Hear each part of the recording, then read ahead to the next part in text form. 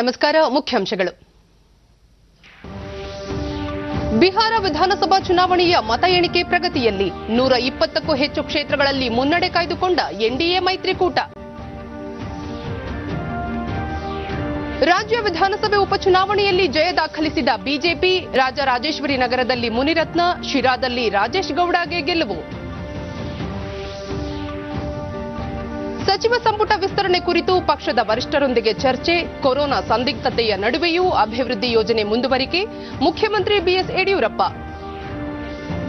ವಿಶ್ವಸಂಸ್ಥೆ ಭದ್ರತಾ ಮಂಡಳಿಯಲ್ಲಿ ಭಾರತಕ್ಕೆ ಶೀಘ್ರ ಶಾಶ್ವತ ಸ್ಥಾನ ನಿರೀಕ್ಷೆ. ಸಮನ್ವಯತೆಯಿಂದ ಅಭಿವೃದ್ಧಿ ಸಾಧ್ಯ. ಪ್ರಧಾನಿ ನರೇಂದ್ರ ಮೋದಿ. ವಾರ್ತೆಗಳ ವಿವರ. ಬಿಹಾರ ವಿಧಾನಸಭೆಗೆ 3 ಹಂತಗಳಲ್ಲಿ ನಡೆದ ಚುನಾವಣೆಯ ಮತ ಎಣಿಕೆ ಪ್ರಗತಿಯಲ್ಲಿದ್ದು, ಎನ್ಡಿಎ ಒಕ್ಕೂಟ ಹೆಚ್ಚಿನ ಸ್ಥಾನಗಳಲ್ಲಿ ಮುನ್ನಡೆ ಕಾಯ್ದುಕೊಂಡಿದೆ. ರಾಜ್ಯದ 55 ಕೇಂದ್ರಗಳಲ್ಲಿ ಮತ ಎಣಿಕೆ ನಡೆಯುತ್ತಿದ್ದು, ಇತ್ತೀಚಿನ ವರದಿ ಬಂದಾಗ ಒಟ್ಟು 243 ಸ್ಥಾನಗಳ ಪೈಕಿ ಎನ್ಡಿಎ ಮೈತ್ರಿಕೂಟ 11 ಸ್ಥಾನ ಗೆದ್ದು 110ಕ್ಕೂ ಹೆಚ್ಚು ಕ್ಷೇತ್ರಗಳಲ್ಲಿ ಮುನ್ನಡೆ ಸಾಧಿಸಿದೆ. ಮಹಾಗಠಬಂಧನ್ 3 ಕ್ಷೇತ್ರಗಳಲ್ಲಿ ಗೆಲುವು ಸಾಧಿಸಿ 95ಕ್ಕೂ ಹೆಚ್ಚು ಕ್ಷೇತ್ರಗಳಲ್ಲಿ ಮುನ್ನಡೆ ಕಾಯ್ದುಕೊಂಡಿದೆ.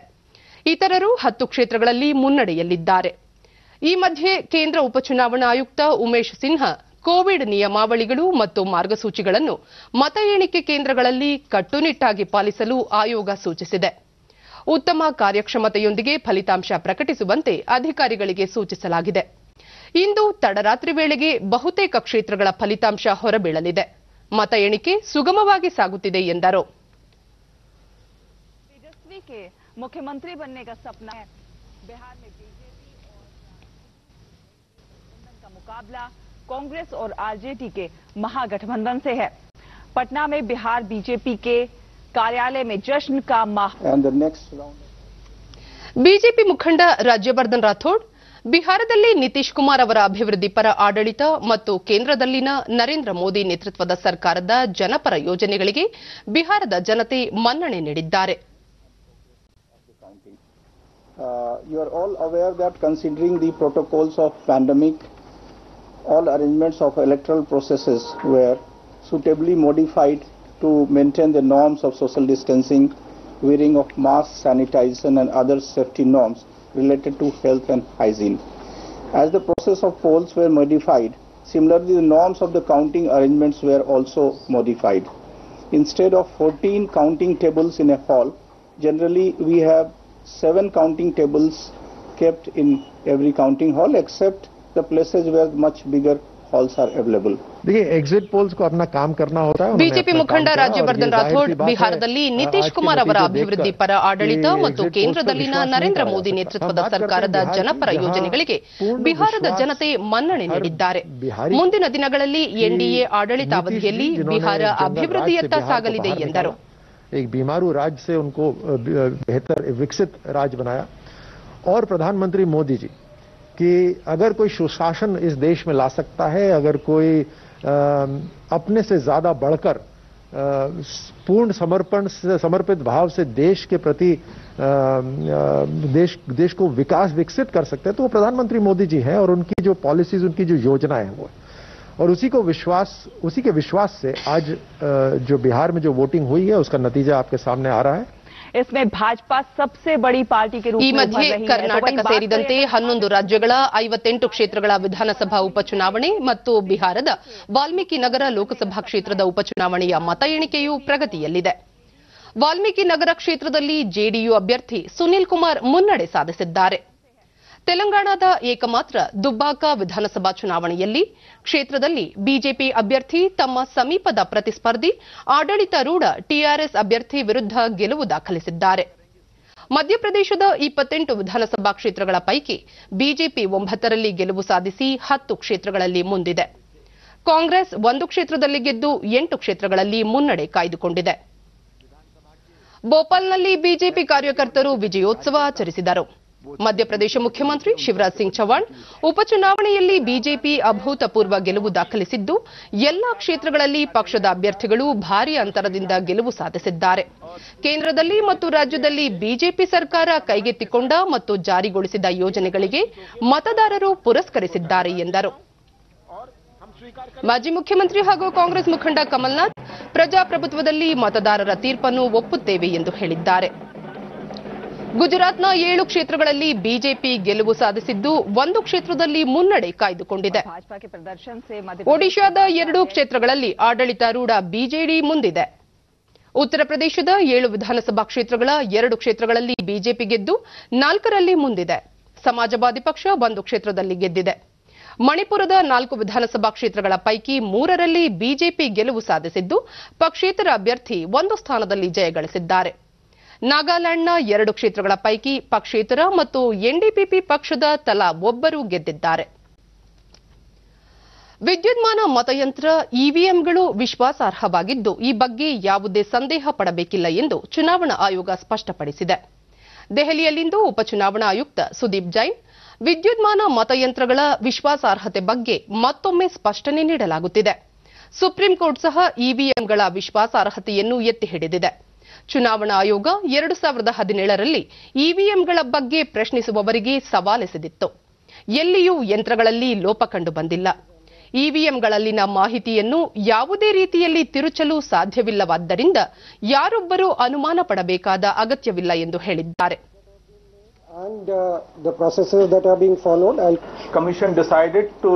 ಮತ್ತೋರ್ವ ಉಪಚುನಾವಣಾ ಆಯುಕ್ತ ಚಂದ್ರಭೂಷಣ್ ಕುಮಾರ್ ಕೋವಿಡ್-19 ಸಂದಿಗ್ಧ ಸ್ಥಿತಿಯಲ್ಲಿ ನಡೆದ ಮೊದಲ ಬಿಹಾರ ವಿಧಾನಸಭೆ ಚುನಾವಣೆಗೆ 63% ಮತಗಟ್ಟೆಗಳನ್ನು ಹೆಚ್ಚಿಸಲಾಗಿತ್ತು. ಅಂದರೆ 1,06,000 ಮತಗಟ್ಟೆಗಳಲ್ಲಿ ಮತದಾನ ನಡೆದಿದೆ. ಮತ ಎಣಿಕೆ ಸ್ಥಳಗಳನ್ನು ಸಹ 38ರಿಂದ 55ಕ್ಕೆ ಹೆಚ್ಚಿಸಲಾಗಿದೆ. ಈ ಬಾರಿ ಮತ ಎಣಿಕೆ 19ರಿಂದ ಗರಿಷ್ಠ 51 ಸುತ್ತುಗಳವರೆಗೆ ನಡೆಯುತ್ತಿದೆ. ಇದರಿಂದಾಗಿ ಮತ ಎಣಿಕೆಯಲ್ಲಿ ಸ್ವಲ್ಪ ವಿಳಂಬವಾಗುತ್ತಿದೆ ಎಂದರು. To have the limit of tables in a particular hall to 7. Earlier it used to be 14 in general. However, to observe the parameters related to social distancing and requirement of presence of counting agents, etc., it was decided.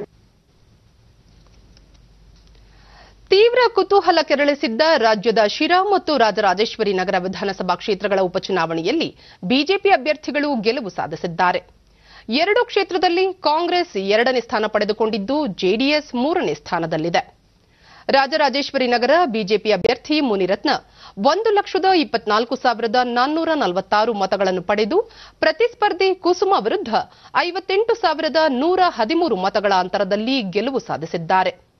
Kusum H 67,405 ಮತಗಳನ್ನು ಪಡೆದು 2ನೇ ಸ್ಥಾನದಲ್ಲಿದ್ದರೆ JDS ಅಭ್ಯರ್ಥಿ 10,187 ಮತಗಳನ್ನು ಪಡೆಯುವ ಮೂಲಕ 3ನೇ ಸ್ಥಾನ ಪಡೆದುಕೊಂಡಿದ್ದಾರೆ. ಈ ಮಧ್ಯೆ ಶಿರಾ ವಿಧಾನಸಭಾ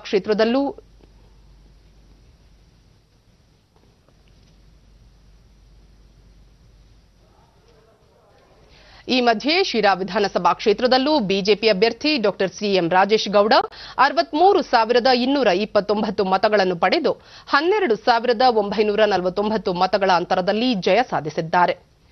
ಕಾಂಗ್ರೆಸ್ ಅಭ್ಯರ್ಥಿ ಟಿಬಿ ಜಯಚಂದ್ರ 52,914 ಮತಗಳನ್ನು ಪಡೆದಿದ್ದು ಜೆಡಿಎಸ್ ಅಭ್ಯರ್ಥಿ ಅಮ್ಮಾಜಮ್ಮ 28,745 ಮತಗಳನ್ನು ಪಡೆದುಕೊಂಡಿದ್ದಾರೆ. ಶಿರಾ ಹಾಗೂ ರಾಜರಾಜೇಶ್ವರಿ ನಗರ ವಿಧಾನಸಭಾ ಕ್ಷೇತ್ರಗಳ ಉಪಚುನಾವಣೆಯಲ್ಲಿನ ಗೆಲುವು ಜನತೆಗೆ ಸೇರಿದ ಗೆಲುವಾಗಿದೆ. 2 ಕ್ಷೇತ್ರಗಳಲ್ಲಿ ಬಿಜೆಪಿ ಅಭ್ಯರ್ಥಿಗಳು ಗೆಲ್ಲುವ ಮೂಲಕ ರಾಜ್ಯ ಸರ್ಕಾರಕ್ಕೆ ಜನಬೆಂಬಲವಿದೆ ಎಂಬುದನ್ನು ಜನತೆ ಸ್ಪಷ್ಟಪಡಿಸಿದ್ದಾರೆ ಎಂದು ಮುಖ್ಯಮಂತ್ರಿ ಬಿಎಸ್ ಯಡಿಯೂರಪ್ಪ ತಿಳಿಸಿದ್ದಾರೆ. ಬೆಂಗಳೂರಿನಲ್ಲಿ ಪ್ರತಿಕ್ರಿಯಿಸಿದ ಅವರು, ಕಳೆದ 1 ವರ್ಷದಲ್ಲಿ ಪ್ರವಾಹ, ಕೊರೋನಾದಂತಹ ಕಠಿಣ ಪರಿಸ್ಥಿತಿಯಲ್ಲೂ ರಾಜ್ಯ ಸರ್ಕಾರ ತನ್ನ ಕೆಲಸ ಕಾರ್ಯಗಳನ್ನು ಯಶಸ್ವಿಯಾಗಿ ಮುಂದುವರೆಸಿಕೊಂಡು ಬಂದಿದೆ. ಜನರ ಭಾವನೆಗಳಿಗೆ ಸರ್ಕಾರ ಸ್ಪಂದಿಸಿತ್ತು ಎಂಬುದಕ್ಕೆ ಇಂದಿನ ಜಯ ತಾಜಾ ಉದಾಹರಣೆಯಾಗಿದೆ. ಚುನಾವಣಾ ಸಂದರ್ಭದಲ್ಲಿ ಕೊಟ್ಟ ಎಲ್ಲ ಭರವಸೆಗಳನ್ನು ಮುಂದಿನ 2.5 ವರ್ಷಗಳಲ್ಲಿ ಈಡೇರಿಸಲಾಗುವುದು ಎಂದರು. ಬಿಜೆಪಿ ಅಭ್ಯರ್ಥಿಯನ್ನು ಗೆಲ್ಲಿಸೋದರ ಮೂಲಕ ಜನರಲ್ಲಿ ರಾಜ್ಯ ಸರ್ಕಾರದ ಬಗ್ಗೆ ಇರುವಂತಹ ಜನಬೆಂಬಲವನ್ನು ಒಂದು ರೀತಿ ವ್ಯಕ್ತಪಡಿಸಿದ್ದಾರೆ ಅಂತ ನಾನು ಭಾವಿಸಿದ್ದೇನೆ. ಕಳೆದ 1 ವರ್ಷದಲ್ಲಿ ಅನಿರೀಕ್ಷಿತವಾಗಿ ಉಂಟಾದಂಥ ಭೀಕರ ಪ್ರಭಾವ ಪರಿಸ್ಥಿತಿ, ಕರೋನಾದಂಥ ಕಠಿಣ ಪರಿಸ್ಥಿತಿಯಲ್ಲಿಯೂ ರಾಜ್ಯ ಸರ್ಕಾರ ಯಶಸ್ವಿಯಾಗಿ ಕೆಲಸ ಕಾರ್ಯಗಳನ್ನ ಮುಂದುವರಿಸಿಕೊಂಡು ಹೋಗ್ತಾ ಇದ್ದೇವೆ. ಇದು ರಾಜ್ಯ ಸರ್ಕಾರ ಜನರ ಭಾವನೆಗಳಿಗೆ ಸ್ಪಂದಿಸಿತ್ತು ಅನ್ನೋದಕ್ಕೆ ಈ ವಿಜಯವೇ ಒಂದು ದಿಕ್ಸೂಚಿ ಅಂತ ನಾನು ಭಾವಿಸಿದ್ದೇನೆ. ತಮ್ಮ ಬಹುಮತದೊಂದಿಗೆ ಸರ್ಕಾರ ರಚನೆ ಮಾಡೋಕ್ಕೆ ಕಾರಣ ಪ್ರಧಾನಿ ನರೇಂದ್ರ ಮೋದಿಯವರು ಮತ್ತು ಪ್ರಧಾನಿ ನರೇಂದ್ರ ಮೋದಿ ಹಾಗೂ ನಿತೀಶ್ ಕುಮಾರ್ ಅವರ ಕಠಿಣ ಪರಿಶ್ರಮದಿಂದ ಬಿಹಾರದಲ್ಲಿ ಪಕ್ಷ ಅಧಿಕಾರಕ್ಕೆ ಬರಲಿದೆ. ದೇಶದ ಜನತೆ ಪ್ರಧಾನಿ ಅವರ ಬಗ್ಗೆ ವಿಶ್ವಾಸ ಹೊಂದಿದ್ದಾರೆ ಎಂಬುದಕ್ಕೆ ಈ ಫಲಿತಾಂಶ ನಿದರ್ಶನವಾಗಿದೆ. ಇದಕ್ಕಾಗಿ ಪ್ರಧಾನಿ, ಪಕ್ಷದ ಅಧ್ಯಕ್ಷ ಜೆಪಿ ನಡ್ಡಾ, ಗೃಹ ಸಚಿವ ಅಮಿತ್ ಶಾ ಹಾಗೂ ರಾಜ್ಯಾಧ್ಯಕ್ಷ ನಳಿನ್ ಕುಮಾರ್ ಕಟೀಲ್ ಅವರಿಗೆ ಅಭಿನಂದನೆ ಸಲ್ಲಿಸುತ್ತೇನೆ ಎಂದರು. ರಾಜ್ಯದಲ್ಲಿ ಇನ್ನೂ 2.5 ವರ್ಷಗಳಲ್ಲಿ ಕೈಗೊಳ್ಳಬೇಕಾದ ಕೆಲಸ ಕಾರ್ಯಗಳು ಹಾಗೂ ಸಂಪುಟ ವಿಸ್ತರಣೆಯ ಬಗ್ಗೆ ನಾಳೆ ಅಥವಾ ನಾಡಿದ್ದು ದೂರವಾಣಿ ಮೂಲಕ ಪಕ್ಷದ ವರಿಷ್ಠರನ್ನು ಸಂಪರ್ಕಿಸಲಾಗುವುದು. ಅಗತ್ಯ ಬಿದ್ದಲ್ಲಿ ದೆಹಲಿಗೆ ತೆರಳಿ ವರಿಷ್ಠರೊಂದಿಗೆ ಚರ್ಚಿಸಿ 2-3 ದಿನಗಳಲ್ಲಿ ಸಚಿವ ಸಂಪುಟದ ವಿಸ್ತರಣೆ ಬಗ್ಗೆ ತೀರ್ಮಾನಿಸಲಾಗುವುದು ಎಂದರು. 936 ಇದು ಬಹುಶಃ ಬಹಳ ದೊಡ್ಡ ಗೆಲುವಾಗಿದೆ ಅನ್ನುವಂಥದ್ದು. ಇಡೀ ದೇಶದಲ್ಲೇ ಒಂದು ಮಾದರಿಯಾದಂಥ ಗೆಲುವು, ದೊಡ್ಡ ಅಂತರದಲ್ಲಿ ಗೆದ್ದಿದ್ದಾರೆ. ಬಿಹಾರ ರಾಜ್ಯ ವಿಧಾನಸಭೆಯಲ್ಲಿ ನಾವು ಯಾರು ನಿರೀಕ್ಷೆ ಮಾಡಲಿಲ್ಲ. ಆದರೆ NDA ತಮ್ಮ ಬಹುಮತದೊಂದಿಗೆ ಸರ್ಕಾರ ರಚನೆ ಮಾಡೋಕ್ಕೆ ಕಾರಣ ಪ್ರಧಾನಿ ನರೇಂದ್ರ ಮೋದಿಯವರು ಮತ್ತು ನಿತೀಶ್ ಕುಮಾರ್ ಅವರು.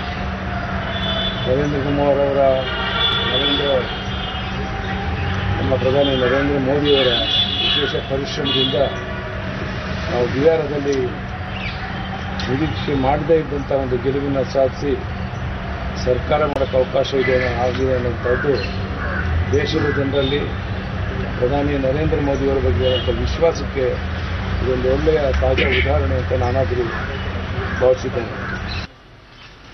ಗೆಲುವಿನ ಬಳಿಕ ರಾಜರಾಜೇಶ್ವರಿ ನಗರ ಕ್ಷೇತ್ರದ ಅಭ್ಯರ್ಥಿ ಮುನಿರತ್ನ ಮುಖ್ಯಮಂತ್ರಿ ಬಿಎಸ್ ಯಡಿಯೂರಪ್ಪ ಅವರನ್ನು ಭೇಟಿ ಮಾಡಿದರು. ಈ ವೇಳೆ ಯಡಿಯೂರಪ್ಪ ಅವರು ಮುನಿರತ್ನ ಅವರನ್ನು ಅಭಿನಂದಿಸಿದರು. ಇದಕ್ಕೂ ಮುನ್ನ ಶಿರಾ ಹಾಗೂ ರಾಜರಾಜೇಶ್ವರಿ ನಗರ ವಿಧಾನಸಭಾ ಕ್ಷೇತ್ರಗಳ ಉಪಚುನಾವಣೆಯಲ್ಲಿ ಬಿಜೆಪಿ ಅಭ್ಯರ್ಥಿಗಳ ಗೆಲುವಿನ ಹಿನ್ನೆಲೆಯಲ್ಲಿ ಸಚಿವರಾದ ಆರ್ ಅಶೋಕ, ಬೈರತಿ ಬಸವರಾಜ್, ಬಸವರಾಜ ಬೊಮ್ಮಾಯಿ, ಶ್ರೀರಾಮುಲು ಮುಖ್ಯಮಂತ್ರಿ ಬಿಎಸ್ ಯಡಿಯೂರಪ್ಪ ಅವರನ್ನು ಭೇಟಿ ಮಾಡಿ ಅಭಿನಂದನೆ ಸಲ್ಲಿಸಿದರು. ರಾಜರಾಜೇಶ್ವರಿ ನಗರ ಹಾಗೂ ಶಿರಾ ವಿಧಾನಸಭಾ ಕ್ಷೇತ್ರಗಳ ಉಪಚುನಾವಣೆಯಲ್ಲಿ ಬಿಜೆಪಿ ಜಯ ಗಳಿಸಿದ ಹಿನ್ನೆಲೆಯಲ್ಲಿ ಬಿಜೆಪಿ ಕಾರ್ಯಕರ್ತರು ಸಂಭ್ರಮ ಆಚರಿಸಿದರು. ಆರ್ಆರ್ ನಗರ ಕ್ಷೇತ್ರದಲ್ಲಿ ಬಿಜೆಪಿ ಕಾರ್ಯಕರ್ತರು ಪಕ್ಷದ ಪರ ಘೋಷಣೆ ಕೂಗಿ ಸಂಭ್ರಮಿಸಿದರು.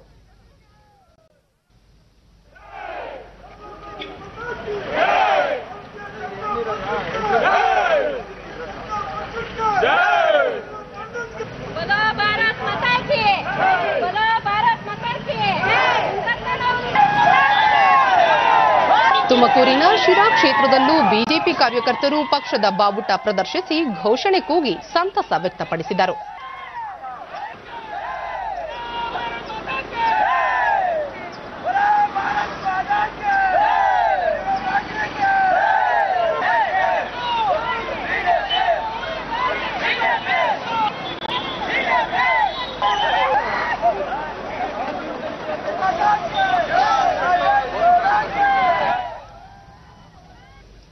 ಶಿರಾ ಮತ್ತು ರಾಜರಾಜೇಶ್ವರಿ ನಗರ ವಿಧಾನಸಭಾ ಕ್ಷೇತ್ರಗಳ ಉಪಚುನಾವಣೆಯಲ್ಲಿ ಬಿಜೆಪಿ ಅಭ್ಯರ್ಥಿಗಳು ಗೆಲುವು ಸಾಧಿಸಿದ ಹಿನ್ನೆಲೆಯಲ್ಲಿ ರಾಜ್ಯಾಧ್ಯಕ್ಷ ನಳಿನ್ ಕುಮಾರ್ ಕಟೀಲ್ ಮಂಗಳೂರಿನ ಪಕ್ಷದ ಕಚೇರಿ ಬಳಿ ಸಂಭ್ರಮಾಚರಣೆಯಲ್ಲಿ ಪಾಲ್ಗೊಂಡರು.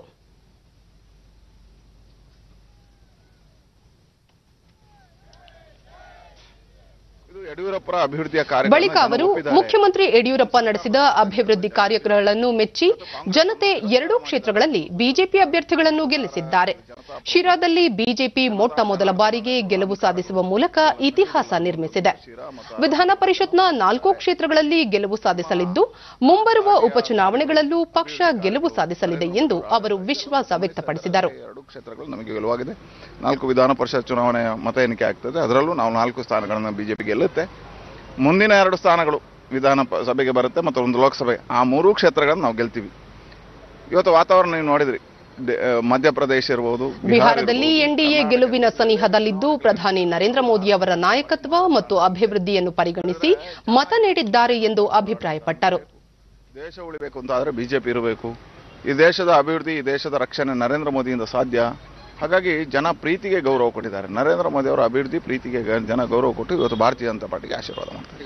ಕೇಂದ್ರದ ನಮ್ಮ ನಾಯಕತ್ವ. ಬೆಂಗಳೂರಿನಲ್ಲಿ ಬಿಜೆಪಿ ವಕ್ತಾರ ಕ್ಯಾಪ್ಟನ್ ಗಣೇಶ್ ಕಾರ್ಣಿಕ್ ಪ್ರತಿಕ್ರಿಯಿಸಿ, ಕೊರೋನಾ ಸೋಂಕು, ಲಾಕ್ಡೌನ್, ಆರ್ಥಿಕ ಸಮಸ್ಯೆಗಳ ನಡುವೆಯೂ ಮತದಾರರು ಮುಖ್ಯಮಂತ್ರಿ ಯಡಿಯೂರಪ್ಪ ಅವರ ನೇತೃತ್ವದ ಸರ್ಕಾರ ಕೈಗೊಂಡ ಅಭಿವೃದ್ಧಿ ಕಾರ್ಯಗಳನ್ನು ನೋಡಿ ಮತ ನೀಡಿದ್ದಾರೆ ಎಂದರು. ಆಕ್ಸೆಪ್ಟೆನ್ಸ್ ಇರುವಂತಹ ಸರ್ವಶ್ರೇಷ್ಠ ನಾಯಕರು ಯಾರು ಕೇಳಿದ್ರೆ BS ಯಡಿಯೂರಪ್ಪ ಅವರು. ಕೋವಿಡ್ನ ಸಂದರ್ಭದಲ್ಲಿ ಅವರ ಓಡಾಟ, ಪ್ರವಾಹ ಬಂದಾಗ ಕಾಲಿಗೆ ಚಕ್ರ ಕಟ್ಟಿಕೊಂಡು ಜಿಲ್ಲೆಗಳನ್ನು ಸುತ್ತಾಡಿರುವಂಥದ್ದು, ಇಡೀ ದೇಶದಲ್ಲೇ ಮಾದರಿ ಆಗುವ ರೀತಿಯಲ್ಲಿ ಕೋವಿಡ್ ಮತ್ತು ಈ ಸಂಕಟದ ಸಮಯದಲ್ಲಿ ಪರಿಹಾರ ಕಾರ್ಯಕ್ರಮಗಳನ್ನು ಹಮ್ಮಿಕೊಂಡಿರುವಂಥದ್ದು, ಫ್ಲಡ್ ಬಂದಾಗ ಪರಿಹಾರ ಕೊಡೋ ದೃಷ್ಟಿನಲ್ಲಿ ಇಡೀ ದೇಶದ ಮಾನದಂಡಕ್ಕಿಂತ ಜಾಸ್ತಿ ಪರಿಹಾರ ಕೊಟ್ಟಿರುವಂಥದ್ದು ಜನ ನೋಡಿದ್ದಾರೆ ಇದನ್ನ. ಹಾಗಾಗಿ ನಾಯಕತ್ವ ಬದಲಾವಣೆಯ ಪ್ರಶ್ನೆ ಇಲ್ಲ. ಈ ಎರಡೂ ಚುನಾವಣೆಯ ಫಲಿತಾಂಶಗಳು ಮತ್ತು ಹಿಂದೆ ನಡೆದ ಬೈ ಎಲೆಕ್ಷನ್ ಫಲಿತಾಂಶಗಳು ಭಾರತೀಯ ಜನತಾ ಪಾರ್ಟಿಯನ್ನ ಮತ್ತು ಸನ್ಮಾನ್ಯ ಯಡಿಯೂರಪ್ಪ ಅವರ ನಾಯಕತ್ವ ಇನ್ನಷ್ಟು ಗಟ್ಟಿ ಮಾಡಿದ್ದಾರೆ. ಮತ್ತು ಬಿಹಾರದಲ್ಲೂ ಎನ್ಡಿಎ ಬಹುತೇಕ ಗೆಲುವಿನ ಸಮೀಪದಲ್ಲಿದೆ. ಲಾಕ್ಡೌನ್ ವೇಳೆ ನಗರಗಳಿಂದ ಹಳ್ಳಿಗಳಿಗೆ ಹಿಂತಿರುಗಿದ ಕಾರ್ಮಿಕರ ಹಿತ ಕಾಯುವ ಉದ್ದೇಶದಿಂದ ಪ್ರಧಾನಿ ನರೇಂದ್ರ ಮೋದಿ ಹಾಗೂ ಬಿಹಾರ ಸರ್ಕಾರ ಕೈಗೊಂಡ ಪರಿಹಾರ ಕಾರ್ಯಗಳನ್ನು ಗಮನಿಸಿ ಜನರು ಎನ್ಡಿಎಯನ್ನು ಬೆಂಬಲಿಸಿದ್ದಾರೆ ಎಂದು ಅವರು ತಿಳಿಸಿದರು. ಒಂದು ಸ್ವಲ್ಪ ಆಂಟಿ ಕಂಬೆನ್ಸಿಯನ್ನ ತಡೆದು ಹಾಕಿತು ಅಂತ ಅಂದುಕೊಳ್ತೀನಿ. ಬಿಹಾರದಲ್ಲಿ ಮತ್ತು 5-6 ರಾಜ್ಯಗಳಲ್ಲಿ ನಡೆದಿರುವಂತಹ ಬೈ ಎಲೆಕ್ಷನ್, ಕರ್ನಾಟಕದ ಬೈ ಎಲೆಕ್ಷನ್ ಭಾರತೀಯ ಜನತಾ ಪಾರ್ಟಿಗೆ ಸುಮಾರು 2 ವರ್ಷಗಳ ನಂತರ ನಡೆದಿರುವ ಚುನಾವಣೆ, ದೊಡ್ಡ ಚುನಾವಣೆ ಇದು. ಚುನಾವಣೆಯಲ್ಲಿ ಮತ್ತೆ ಆಶೀರ್ವಾದ ಮಾಡಿ ಮೋದಿಯವರ ನಾಯಕತ್ವವನ್ನು ಮತ್ತೆ ಸಿದ್ಧಪಡಿಸುವಂತ ಕೆಲಸ ಮಾಡಿದ್ದಾರೆ. ಶಿರಾ ಮತ್ತು ರಾಜರಾಜೇಶ್ವರಿ ನಗರ ವಿಧಾನಸಭಾ ಉಪಚುನಾವಣೆಯ ಮತದಾರರ ತೀರ್ಪನ್ನು ಗೌರವಯುತವಾಗಿ ಸ್ವೀಕರಿಸುತ್ತೇವೆ ಎಂದು ಕೆಪಿಸಿಸಿ ಅಧ್ಯಕ್ಷ ಡಿಕೆ ಶಿವಕುಮಾರ್ ಬೆಂಗಳೂರಿನಲ್ಲಿಂದು ಪ್ರತಿಕ್ರಿಯಿಸಿದ್ದಾರೆ. ಪ್ರಜಾಪ್ರಭುತ್ವ ವ್ಯವಸ್ಥೆಯಲ್ಲಿ ಮತದಾರರ ತೀರ್ಪನ್ನು ಪ್ರಶ್ನಿಸುವಂತಿಲ್ಲ. ಮುಂದಿನ ದಿನಗಳಲ್ಲಿ ಸೋಲಿನ ಕಾರಣಗಳ ಬಗ್ಗೆ ಚರ್ಚಿಸಿ ಲೋಪದೋಷಗಳನ್ನು ಸರಿಪಡಿಸುವ ಕೆಲಸ ಮಾಡುತ್ತೇವೆ ಎಂದರು. ಉಪಚುನಾವಣೆಗಳಲ್ಲಿ ಆಡಳಿತ ಪಕ್ಷಕ್ಕೆ ಅನುಕೂಲವಾಗುವುದು ಸಹಜ. ಈ ಹಿಂದಿನ ನಿದರ್ಶನಗಳಲ್ಲಿ ಇದು ಸಾಬೀತಾಗಿದೆ ಎಂದರು.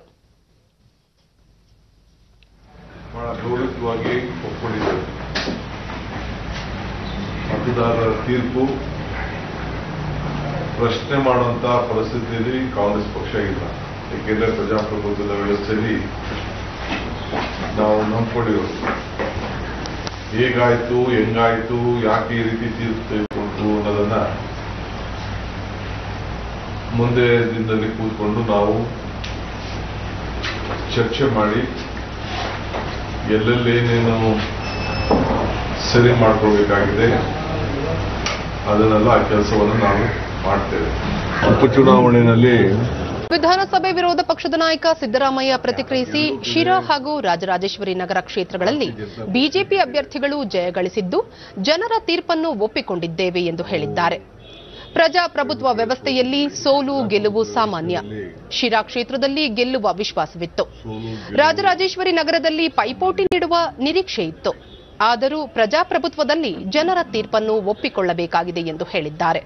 ಶಿರಾದಲ್ಲಿ ನಾವು ಗೆಲ್ತೀವಿ ಅಂತ ನಿರೀಕ್ಷೆ ಇಟ್ಟಿದ್ದೀವಿ.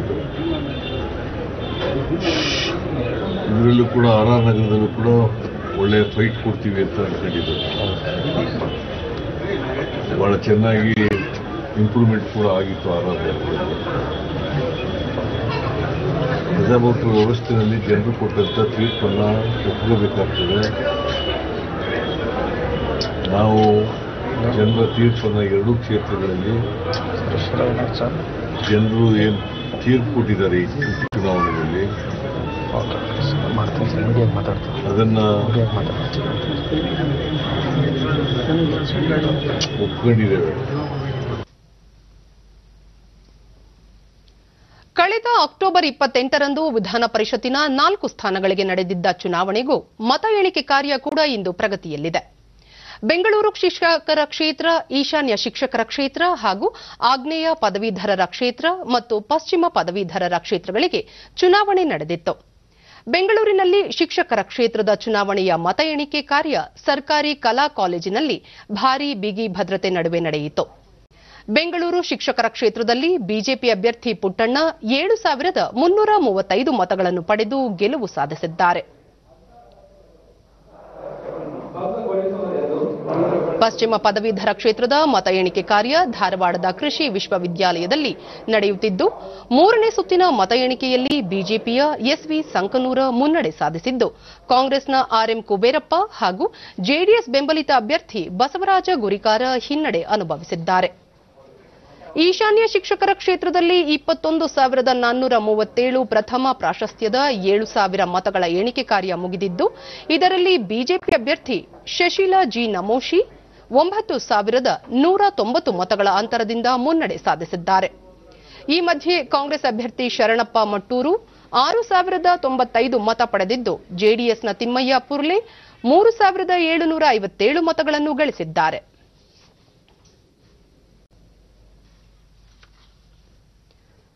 ವಿಶ್ವಸಂಸ್ಥೆ ಭದ್ರತಾ ಮಂಡಳಿಯಲ್ಲಿ ಮುಂದಿನ ವರ್ಷದ ವೇಳೆಗೆ ಭಾರತಕ್ಕೆ ಶಾಶ್ವತ ಸ್ಥಾನ ದೊರೆಯುವ ವಿಶ್ವಾಸವಿದೆ ಎಂದು ಪ್ರಧಾನಿ ನರೇಂದ್ರ ಮೋದಿ ಹೇಳಿದ್ದಾರೆ. ವರ್ಚುವಲ್ ಮೂಲಕ ಇಂದು ಶಾಂಘೈ ಸಹಕಾರ ಸಂಸ್ಥೆ ಎಸ್ಸಿಒ ಸದಸ್ಯ ರಾಷ್ಟ್ರಗಳ ಮುಖ್ಯಸ್ಥರ ಸಭೆಯನ್ನು ಉದ್ದೇಶಿಸಿ ಭಾಷಣ ಮಾಡಿ ಅವರು, ಭಾರತ ವಿಶ್ವಸಂಸ್ಥೆ ಭದ್ರತಾ ಮಂಡಳಿಯಲ್ಲಿ ಸ್ಥಾನ ಪಡೆಯಲು ಎಸ್ಸಿಒ ಒಕ್ಕೂಟ ಸೇರಿದಂತೆ ಅನೇಕ ದೇಶಗಳು ಈಗಾಗಲೇ ಬೆಂಬಲ ವ್ಯಕ್ತಪಡಿಸಿವೆ. ಭಾರತಕ್ಕೆ ಈ ಅವಕಾಶ ಶೀಘ್ರವೇ ದೊರೆಯುವ ವಿಶ್ವಾಸವಿದೆ. ವಿಶ್ವಸಂಸ್ಥೆ ಸ್ಥಾಪನೆಯಾಗಿ 75 ವರ್ಷವಾದರೂ ಇನ್ನೂ ಅನೇಕ ಸುಧಾರಣೆಗಳ ಅಗತ್ಯವಿದೆ ಎಂದರು. ಎಸ್ಸಿಒ ಒಕ್ಕೂಟ ದೇಶಗಳೊಂದಿಗೆ ಭಾರತ ಸದೃಢ ಸಾಂಸ್ಕೃತಿಕ ಮತ್ತು ಐತಿಹಾಸಿಕ ಬಾಂಧವ್ಯಗಳನ್ನು ಹೊಂದಿದೆ. ಸದಸ್ಯ ದೇಶಗಳ ಸಾರ್ವಭೌಮತ್ವ ಮತ್ತು ಪ್ರಾದೇಶಿಕ ಐಕ್ಯತೆಯನ್ನು ಪರಸ್ಪರ ಗೌರವಿಸಿ ಸಾಗಬೇಕಿದೆ. ದೇಶಗಳ ನಡುವೆ ಸಂಪರ್ಕ ವೃದ್ಧಿಯಾಗಬೇಕಿದೆ. ಎಸ್ಸಿಒ ಕಾರ್ಯಸೂಚಿಯಲ್ಲಿ ದ್ವಿಪಕ್ಷೀಯ ವಿಷಯಗಳನ್ನು ತರುವ ಅನಗತ್ಯ ಪ್ರಯತ್ನಗಳು ನಡೆಯುತ್ತಿವೆ. ಇದು ಎಸ್ಸಿಒ ಸನ್ನದ್ದು ಮತ್ತು ಮೂಲ ಉದ್ದೇಶದ ಉಲ್ಲಂಘನೆಯಾಗಿದೆ ಎಂದು ಅವರು ತಿಳಿಸಿದರು. आयोजन करने जा रहे हैं. इस बैठक के लिए एक व्यापक एजेंडा तैयार किया गया है, जिसमें आर्थिक सहयोग के मुद्दों पर विशेष ध्यान दिया गया है. हमने स्टार्टअप इकोसिस्टम में अपने समृद्ध अनुभव को साझा करने के लिए इनोवेशन एंड स्टार्टअप पर स्पेशल वर्किंग ग्रुप की स्थापना का प्रस्ताव रखा है.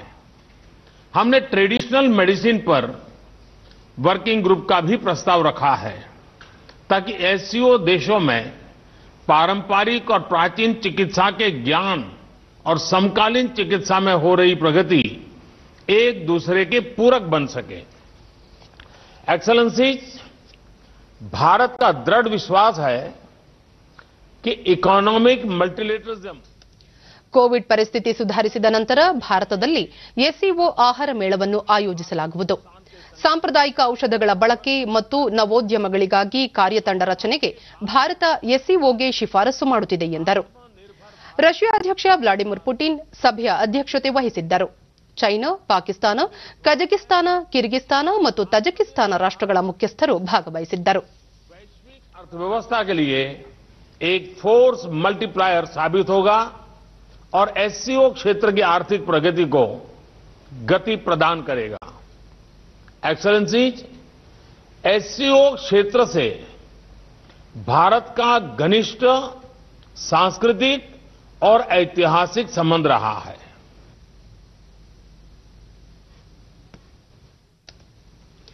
ದೇಶದಲ್ಲಿ ಕೋವಿಡ್ ಸೋಂಕಿನಿಂದ ಗುಣಮುಖರಾದವರ ಸಂಖ್ಯೆ 79 ಲಕ್ಷ ದಾಟಿದ್ದು, ಈ ಪ್ರಮಾಣ ಇಡೀ ವಿಶ್ವದಲ್ಲೇ ಅತ್ಯಧಿಕವಾಗಿದೆ ಎಂದು ಕೇಂದ್ರ ಆರೋಗ್ಯ ಸಚಿವಾಲಯ ತಿಳಿಸಿದೆ.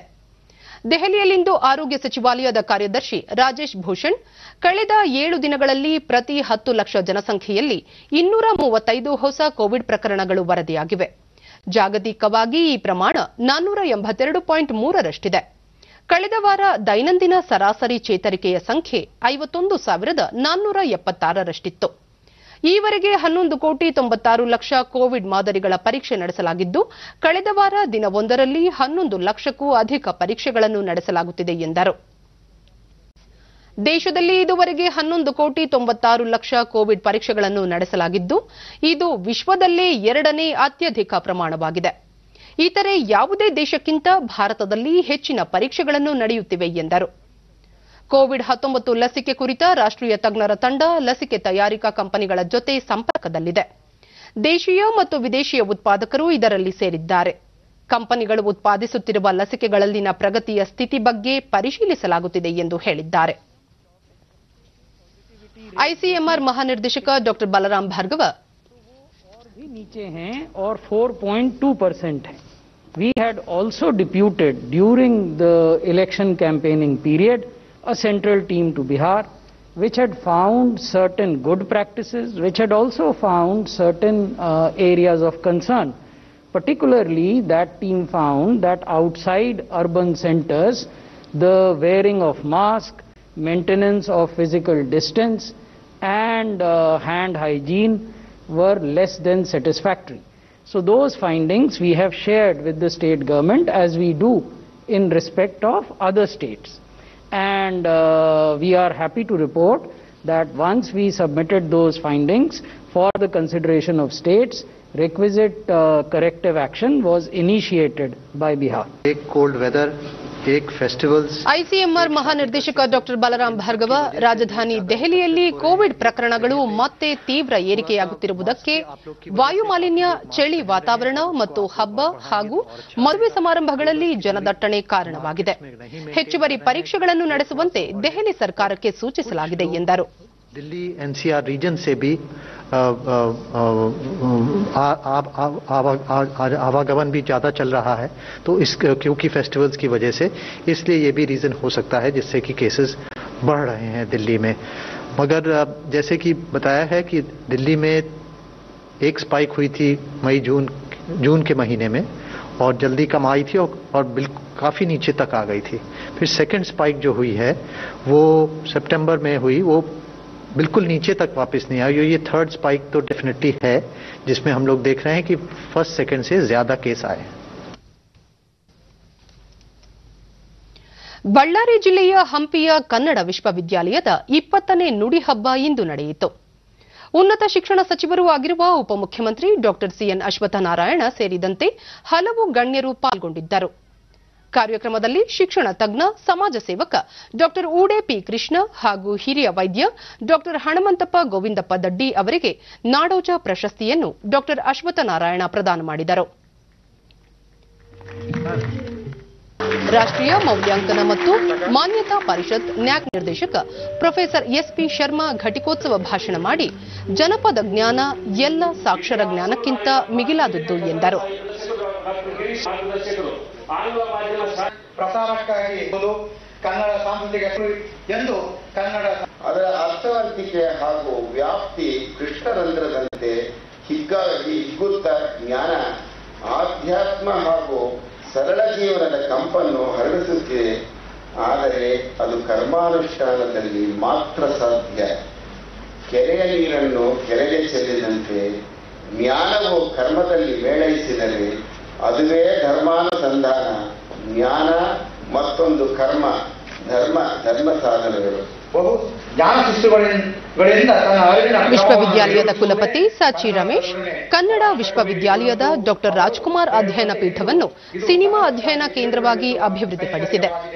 ವಿಶ್ವದ ಇತರ ಭಾಷೆಗಳಲ್ಲಿನ ಜ್ಞಾನವನ್ನು ಕನ್ನಡಕ್ಕೆ ತರುವ ಕೆಲಸ ನಡೆಯುತ್ತಿದೆ ಎಂದು ಹೇಳಿದರು. ಡಿಡಿ ನ್ಯೂಸ್ನೊಂದಿಗೆ ನಾಡೋಜ ಪ್ರಶಸ್ತಿ ಪುರಸ್ಕೃತ ಡಾಕ್ಟರ್ ಹಣಮಂತ ಗೋವಿಂದಪ್ಪ ದಡ್ಡಿ ಪ್ರಶಸ್ತಿ ದೊರೆತಿರುವುದಕ್ಕೆ ಸಂತಸವಾಗಿದೆ. ಈ ಪ್ರಶಸ್ತಿ ಒಂದು ಜವಾಬ್ದಾರಿಯಾಗಿದ್ದು ಇನ್ನೂ ಹೆಚ್ಚಿನ ಸಾಧನೆ ಮಾಡಿ ಈ ಪ್ರಶಸ್ತಿಗೆ ಗೌರವ ತರಲು ಪ್ರಯತ್ನಿಸಲಾಗುವುದು ಎಂದರು. ಮಾಡಲಿಕ್ಕೆ ಪ್ರಯತ್ನವನ್ನು ಮಾಡಿ ಈ ಒಂದು ಗೌರವಕ್ಕೆ ಒಳ್ಳೆಯ ಒಂದು ಮಹತ್ವವನ್ನು ಕೊಡಲಿಕ್ಕೆ ನಾನು ಪ್ರಯತ್ನವನ್ನ ಮಾಡ್ತೀನಿ ಅಂತ ಹೇಳಿ. ಕೊನೆಯಲ್ಲಿ ಮತ್ತೊಮ್ಮೆ ಮುಖ್ಯಾಂಶಗಳು. ಬಿಹಾರ ವಿಧಾನಸಭಾ ಚುನಾವಣೆಯ ಮತ ಎಣಿಕೆ ಪ್ರಗತಿಯಲ್ಲಿ 120ಕ್ಕೂ ಹೆಚ್ಚು ಕ್ಷೇತ್ರಗಳಲ್ಲಿ ಮುನ್ನಡೆ ಕಾಯ್ದುಕೊಂಡ ಎನ್ಡಿಎ ಮೈತ್ರಿಕೂಟ. ರಾಜ್ಯ ವಿಧಾನಸಭೆ ಉಪಚುನಾವಣೆಯಲ್ಲಿ ಜಯ ದಾಖಲಿಸಿದ ಬಿಜೆಪಿ.